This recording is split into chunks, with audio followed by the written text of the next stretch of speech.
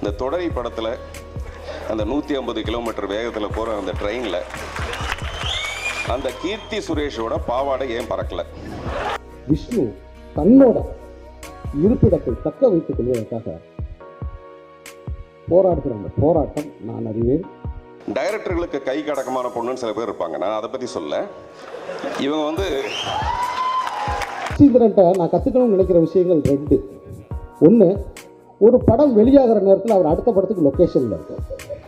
ஹீரோயினை பற்றி பேசும்போதெல்லாம் நான் இவ்வளோ பேசினேன். ஹீரோவை பற்றி பேசினா டக்குன்னு ஒரு 4 வார்த்தை கூட வர மாட்டேங்குது எனக்கு. அது என்னமோ தெரியல, அப்படியே பழகி போச்சு நமக்கு. 2வது, நம்ம எங்கே லொக்கேஷன் பார்க்க போனாலும் அந்த இடத்துல ஒரு 5 ஏக்கர் அவர் வாங்கியிருக்கார். 18 இயர்ஸ் ஓல்டு ஸ்காட்சா இல்லாட்டி 45 வயசு உமனோட லிப்பா, அது 2 எது பெட்டர்னு யோசிச்சுட்டு இருக்கேன்ட்டு.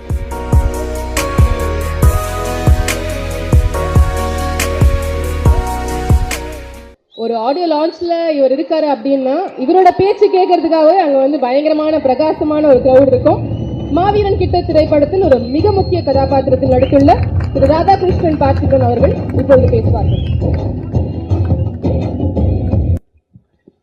இந்த மாவீரன் கிட்டு படத்தை டேஷ் வந்திருக்கும் உங்கள் அனைவருக்கும் டேஷ். முதல் டேஷில் வந்து வாழ்த்த, அடுத்த டேஷில் வந்து வணக்கம். கோடிட்ட இடங்களின் நிரப்புக. இந்த ஃபங்க்ஷனில் வந்து அந்த படத்தை பற்றி ஏன் பேசுகிறேன்னு எனக்கு தெரியல, கொஞ்சம் வாய் தவறி வந்துருச்சு, சாரி. சமீபத்தில் ஒருத்தர் வந்து சத்தியமங்கலம் காட்டுக்கு போயிருக்காரு. வழி தவறி போய் மாட்டிக்கிட்டதில் எதுக்க வந்து ஒரு புலி வந்துருச்சு. வந்தோடனே பயந்து போய் அப்படியே உட்காந்து, கடவுளே என்னை எப்படியாவது இந்த புலிகிட்ட இருந்து காப்பாற்று அப்படின்னு சொல்லிட்டு அவர் ப்ரே பண்ணியிருக்காரு. கண்ணை திறந்து பார்த்தா அந்த புலியும் ப்ரே பண்ணிகிட்டு இருக்கு. நான் தான் ப்ரே பண்ணுறேன், நீ ஏன் ப்ரே பண்ணுற? டேய், நாங்கள்லாம் சாப்பிட்றதுக்கு முன்னாடி ப்ரே பண்ணிட்டு தாண்டா சாப்பிடுவோம். அந்த மாதிரி நம்ம படம் எடுக்கும்போது எல்லாரும் பூஜை போட்டு சாமி கும்பிட்டு அப்படி தான் ஆரம்பிக்கிறோம். ஆடியன்ஸ் தேட்டருக்கு வரும்போதும் அதே மாதிரி சாமி கும்பிட்டு தான் வராங்க, எப்படியா இந்த படம் நல்லா இருக்கணுமேன்னு சொல்லிட்டு. ஆனால் இந்த படத்துக்கு அந்த மாதிரிலாம் சாமி கும்பிட்டு வரணும்னு அவசியமே கிடையாது. டெஃபினட்டாக இந்த படம் நல்லாயிருக்கும். அந்த 570 கோடி அந்த கண்டெய்னரில் காணா போன பணம் இது வரைக்கும் என்னன்னு தெரியல.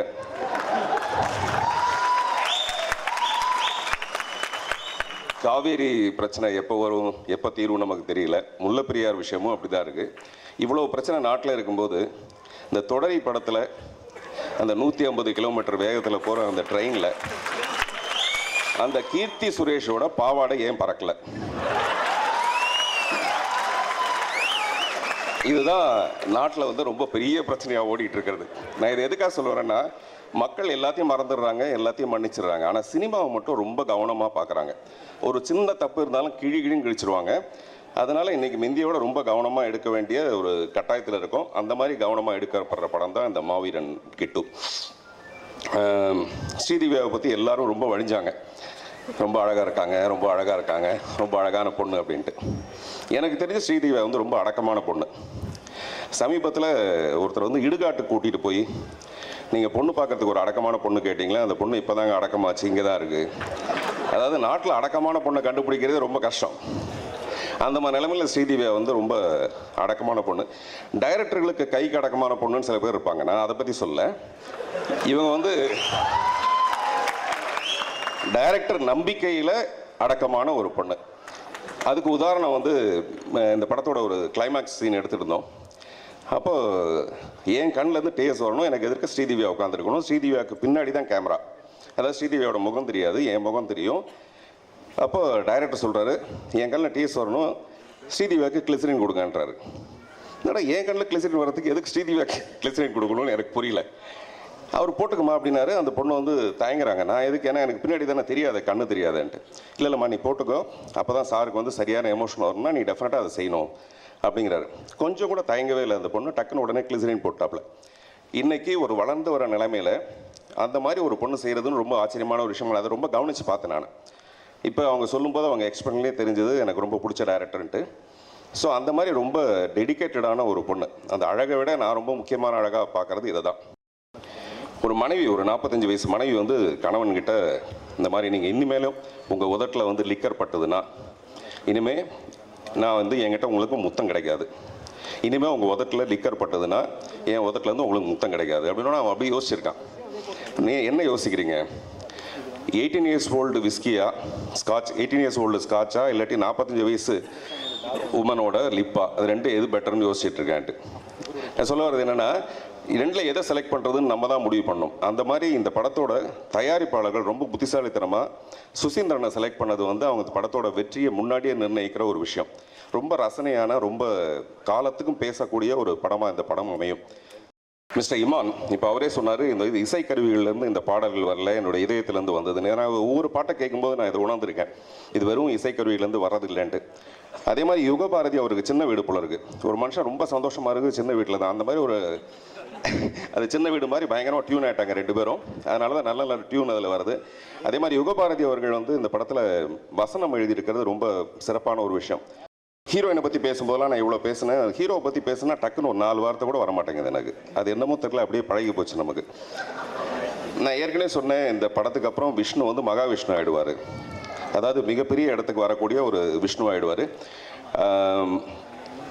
பேணாது பெண் விளையான் ஆக்கம் நானாக நானு தரும்னு சொல்லிட்டு ஒரு திருக்குறள் ஒன்று இருக்குது. அதாவது கடமையை விட்டுட்டு பெண் பின்னாடியே அலைகிறவன் டெஃபினட்டாக நாணி கூணி கேவலப்படுற அளவுக்கு இருப்பான் வாழ்க்கையிலன்னு சொல்லிட்டு ஒரு குறள். இந்த படத்தில் கடமையை நேசிக்கிற ஒரு காதலனாக விஷ்ணு இருக்கார்.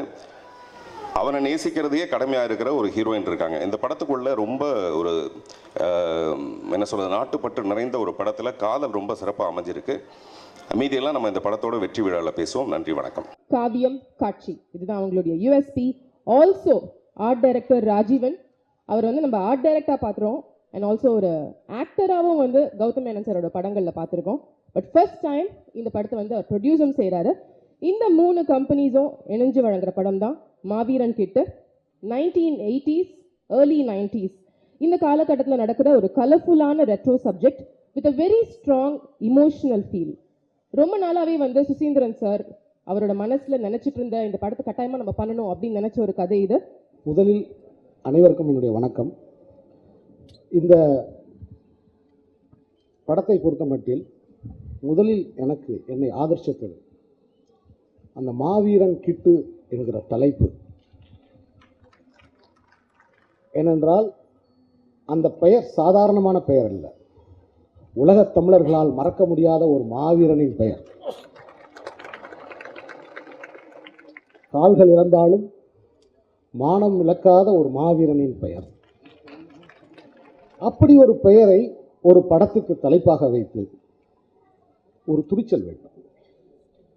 அந்த தலைப்பை சுசீந்திரன் அவர்கள் தேர்ந்தெடுத்த பொழுதே நான் நினைத்தேன், இது ஒரு கண்ணியமான படம் என்று. இது ஒரு கண்ணியமான படம், இந்த படம் ஒரு செய்தியை சொல்ல போகுது அப்படின்னு நான் நினைச்சேன். இதுவரைக்கும் எந்த படத்தோட கதையும் நான் கேட்பதற்கு ஆர்வமாக இருந்தது. என் வேலை உண்டு, நான் உண்டு. ஆனால் இந்த மாவீரன் கிட்டு என்ற பெயர் வைத்ததும் இந்த படத்தின் கதையை தெரிந்து கொள்வதற்கு ஆர்வமாக இருந்தது. படப்பிடிப்பெல்லாம் முடிந்த பிறகு இந்த படத்தின் எடிட்டரிடம் எனக்கு அந்த கதையை சொல்லுங்கன்னு கேட்டேன்.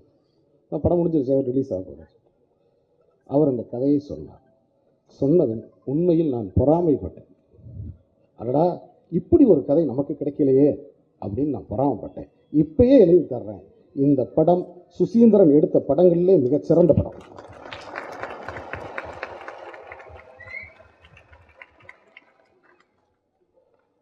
ஏன்னா அவர் எப்படி எடுப்பார் படம் அப்படின்னு அவருடைய முந்தைய படங்கள் நமக்கு தெரியும். இந்த கதை எப்படிப்பட்ட கதை அப்படிங்கிறது எனக்கு தெரிந்த காரணத்தால் இப்பயே நான் தேவைப்பட்டால் ஒரு 100 ரூபாய் பத்திரத்தில் பார்த்திபன் சாரிடம் கையெழுத்து போட்டு தர்றேன். இந்த படம் மாபெரும் வெற்றி, அதில் எந்த மாற்று கருத்தும் கிடையாது.